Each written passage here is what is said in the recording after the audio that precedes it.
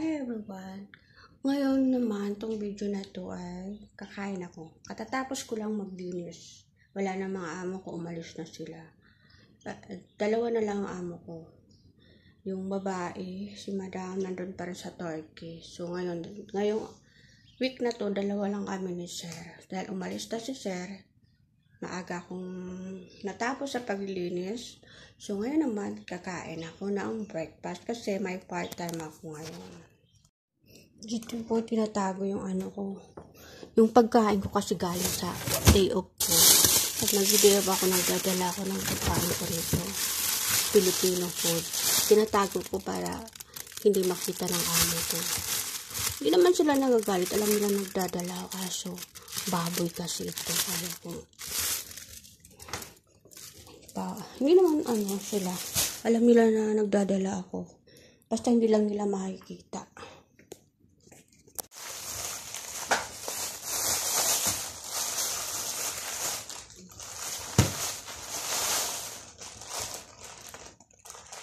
Kunti na lang kasi kumain ako hapon, tanghalian. Pero ang kinain ko yung may sabaw na natin. Adobo.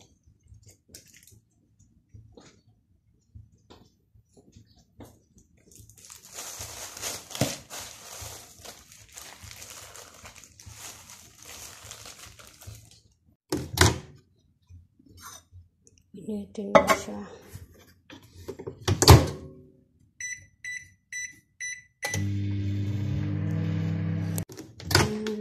Mainit na siya. Ayan.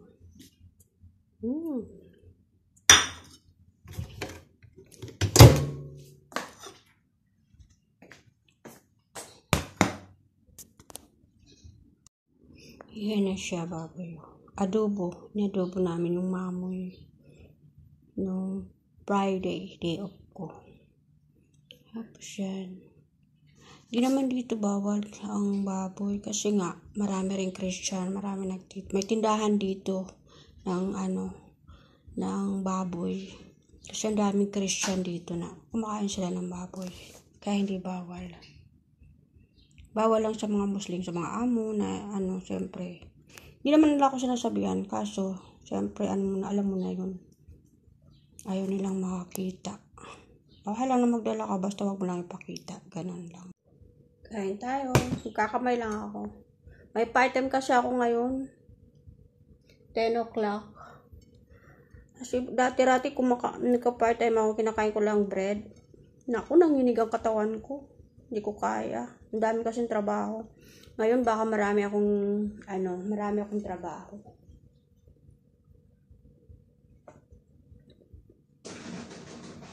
3 hours lang yung part-time ko. Yung dating naman ng mga amo ko, alas 6. Si Sir, alas 6. Wala pa naman si Madam.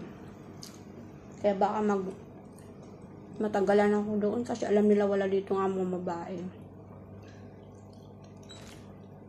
Kain tayo.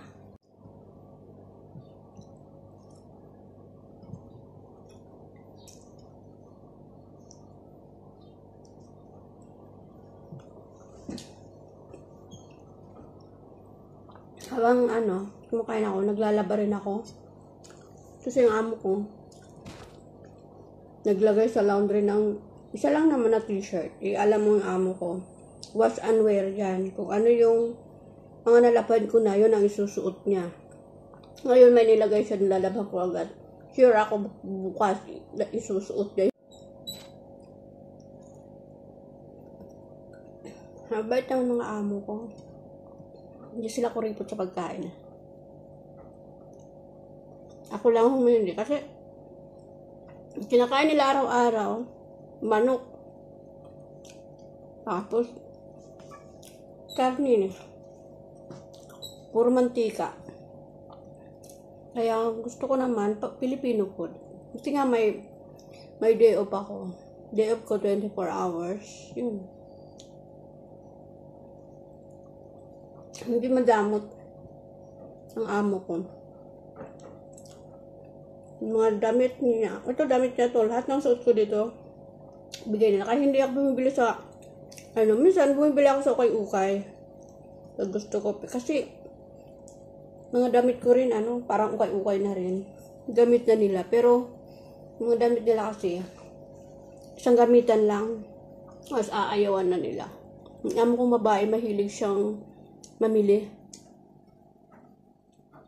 Pero, bago niya ibigay sa iba, tinatanong niya ako anong gusto ko. Pumili ako. Kung anong ayaw ko, iwan ko dyan, ibibigay niya sa, ano ba yun? Yung may ano siya eh. Parang ibibigay sa mga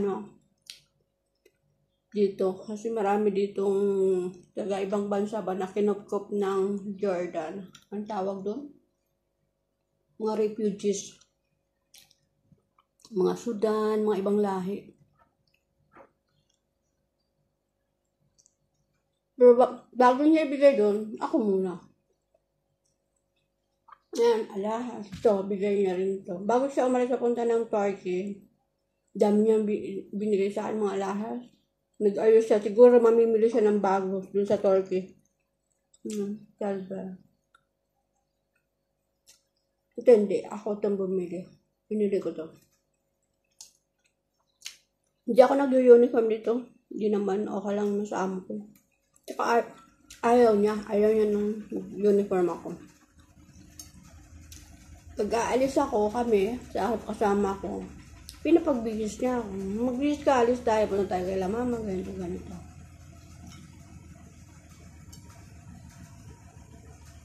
Ang sarap.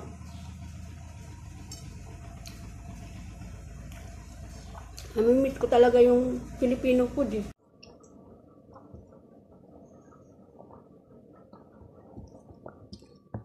Yan. Tapos na ako. Ubus na oh. May part time ako. 10 o'clock.